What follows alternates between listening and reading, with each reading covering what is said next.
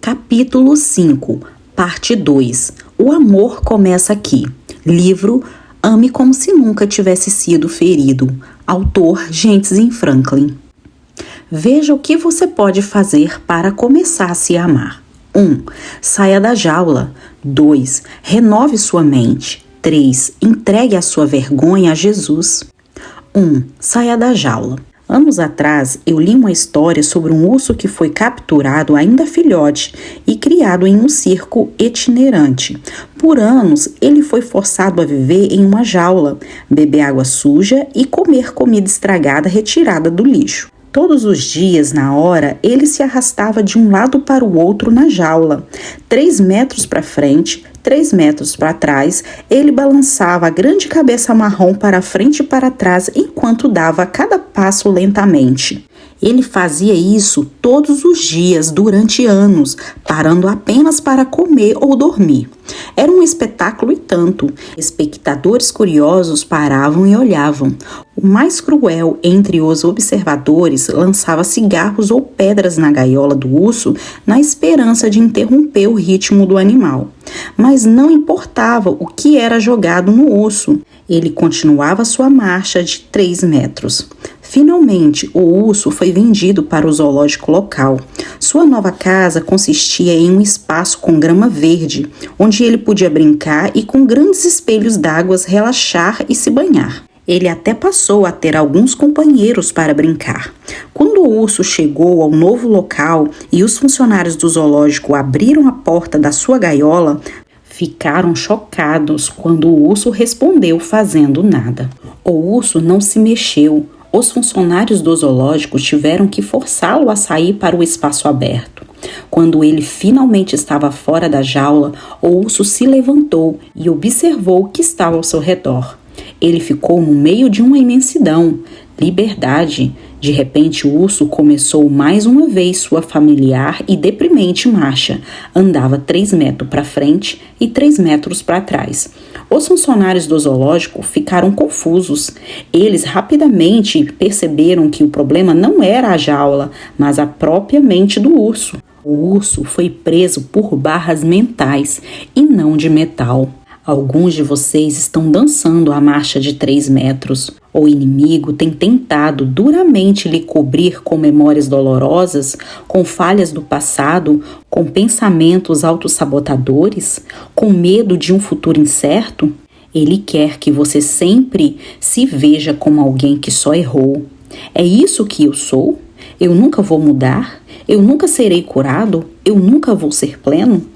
Quando somos bombardeados pelas mentiras do diabo e começamos a acreditar nelas, ficamos presos em um pequeno mundo. Em vez de aceitar a liberdade e correr para Jesus, alguns de nós tentamos encontrar alívio temporário, entorpecendo-nos com comidas, drogas, álcool, sexo ou estourando o limite dos cartões de crédito.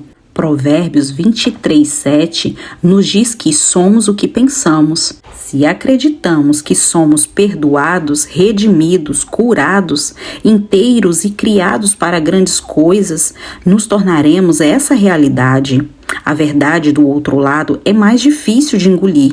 Se pensarmos que somos sem valor, inúteis e imprestáveis, bem, assim será. Portanto, precisamos alimentar nossa mente com as coisas boas. Quando você se submete ao pensamento negativo, repetindo a mágoa que alguém lhe causou ou a mágoa que você causou a outra pessoa, isso se torna um hábito. Esse hábito, então, levará a um mau caráter. Depois de estabelecer o mau caráter, isso afetará seu destino. Quando você começa a acreditar nas mentiras do inimigo sobre quem você começa a destruir o seu destino. 2. Renove sua mente. Então, como podemos desligar o canal da mentira? Uma forma de fazer isso é renovando a sua mente. Romanos 12 fornece o ponto de partida. Se ofereçam em sacrifício vivo, santo e agradável a Deus. Este é o culto racional de vocês. Não se amoldem ao padrão deste mundo, mas transformem-se pela renovação da sua mente. Romanos 12, 1, 2. Isso se trata de mudar o pensamento errado. Isso se trata de meditar na palavra de Deus e deixá-la penetrar profundamente no âmago do nosso ser. Isso se trata de recalibrar nossa mente, alimentando-nos da verdade. Isso se trata de finalmente se livrar das más tatuagens em nossas mentes. Vamos falar sobre renovação de tatuagens por um minuto. Embora o processo varie com base no tamanho, cor e idade da tatuagem, em geral funciona assim. Quando focamos diretamente na tatuagem, um laser, um feixe de luz de alta intensidade, quebra as cores do pigmento. Após uma série de sessões, a tatuagem deve ser quase ou completamente removida. O interessante é que o laser precisa de alguma ajuda nesse processo. Uma vez que os feixes de luz quebram as partículas de tinta, os glóbulos brancos absorvem esse pequeno fragmento e os transportam para o fígado, onde em última instância são excretados do corpo. Em outras palavras, a tatuagem é removida pela luz no exterior e pelo sangue no interior. Que tatuagem você vê no espelho a cada manhã que limitam seu potencial? Ou os planos e propósitos que Deus tem para você, ou a sua capacidade de amar a si mesmo e os outros. Comece a irradiar o que Deus diz sobre elas como um laser. O escritor do Salmo 119 diz que a palavra de Deus é uma lâmpada para os seus pés e uma luz para o seu caminho. Hoje, a Bíblia também é luz para nós. Quando você lê a palavra, ela funciona do lado de fora, pulsando sobre a imagem que o inimigo tentou traçar permanentemente em você. Pode ser a imagem de que você nunca mudará, que sua família jamais se reconciliará ou que seu pecado arruinou tudo. À medida que a palavra de Deus penetra profundamente em sua alma, o sangue de Jesus jorra do interior com perdão e redenção. Eis a grande questão. Legalismo e ir à igreja apenas por uma questão de aparecer ou tentar ser positivo o tempo todo não cura baixa autoestima, depressão ou pensamento negativo. Eles não se livram dos jogos mentais que atormentam alguns de nós. Provérbios 16:6 diz: pela misericórdia e verdade a iniquidade é perdoada.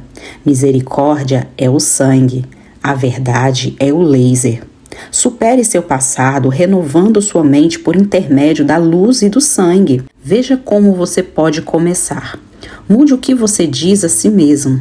Tire um minuto e pense sobre sua fala interna. Você fala mal de si mesmo? Responda ao seu crítico interior. A mulher do fluxo de sangue, em Marcos 5, disse para si mesma: se eu tão somente tocar em seu manto, ficarei curada. As batalhas mais importantes que enfrentamos muitas das vezes acontecem internamente. Se você tiver dificuldade para se amar por causa de algo que você fez, pense sobre isso. Se o próprio Deus quer te perdoar, você deve estar disposto a perdoar a si mesmo. Se você se recusa a perdoar a si mesmo, está se colocando em um padrão mais elevado do que o de Deus. Isso é orgulho ao extremo. O passado somente pode ser curado de um jeito: pelo perdão. Essa é a única coisa que você pode fazer por si mesmo que pode mudar todos os seus amanhãs. Antes de continuar lendo o restante deste capítulo, eu o desafio a fazer a seguinte oração: Pai, eu perdoo e deixo todos os erros e pecados da minha vida. As lições foram aprendidas. Eu perdoo a todos e especialmente a mim mesmo. A partir de hoje, escolho andar em amor e agradeço a força e a graça que o Senhor tem para fazer isso. Amém. 3. Entregue sua vergonha a Jesus. Finalmente, aprender a amar a si mesmo significa pegar suas vergonhas e lançá-las sobre Jesus. A maioria de nós conhece a história do filho pródigo de Lucas 15. Um homem tinha 2 filhos. Um deles exige o adiantamento de sua herança e parte para viver em uma cidade longe de sua família. Ali, ele satisfaz todos os desejos pecaminosos que sempre teve. Ele vai a festas, bebe, usa drogas e passa a ter uma garota diferente em sua cama cada noite. Quando o dinheiro dele acaba, O mesmo acontece com a diversão. Assim como seus chamados amigos, ele se encontra despedaçado, sozinho e sentindo muita falta de casa. Comendo vagens de porcos em um chiqueiro, o jovem arrogante agora está despedaçado. Ele está enredado em culpa e vergonha, batendo na própria cabeça por ter tomado decisões tão estúpidas. Ele quer voltar para casa, mas não pode deixar de pensar no que seu pai vai dizer. Talvez ele balance a cabeça e grite: "Eu lhe disse, seu idiota." Talvez ele nem abra a porta da frente. O filho começa a preparar um discurso de desculpas. Convencido de que o seu pai não o aceitará de volta como filho, ele planeja perguntar ao seu pai se ele pode permanecer em sua casa como empregado. O rapaz iria morar em casa e teria 3 refeições caseiras por dia. E o pai iria receber mais um trabalhador para arrumar o quintal e tirar o lixo. Todo mundo sairia ganhando. Então, o filho acordou uma manhã e começou a viagem para casa. Seu estômago estava agitado pela ansiedade. As palmas de suas mãos estavam suadas. Ele estava sujo e fétido. E repetidamente, ao longo do caminho, ele recitava o discurso do sinto muito que havia ensaiado a noite toda. Essa é a minha parte favorita. Estando ainda longe, seu pai o viu e, cheio de compaixão, correu para o seu filho e o abraçou e beijou. Versículo 20. Acho interessante que o pai correu para o filho. Veja, naqueles dias, o pai nessa história seria o patriarca daquela aldeia. Nesta comunidade pequena e unida, todo mundo se conhecia e todos se envolviam nos negócios um dos outros. Então, quando o menino saiu, foi uma notícia de última hora, mas ele não apenas partiu o coração de sua família, o jovem também violou a lei, e por isso ele teria que pagar. Se um homem judeu deixasse sua comunidade para viver com os gentios, perdesse sua riqueza e voltasse para casa, os homens mais velhos da aldeia realizariam a cerimônia tradicional de Quesasa. Quesasa era uma demonstração pública de vergonha. Os homens mais velhos pegavam uma panela de barro e a jogavam nos pés do agressor. Esta tradição simbólica cortava oficialmente o agressor da família, da comunidade e da fé.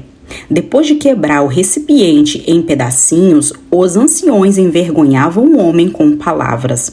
No que nos diz respeito, seus laços com essa comunidade estão cortados.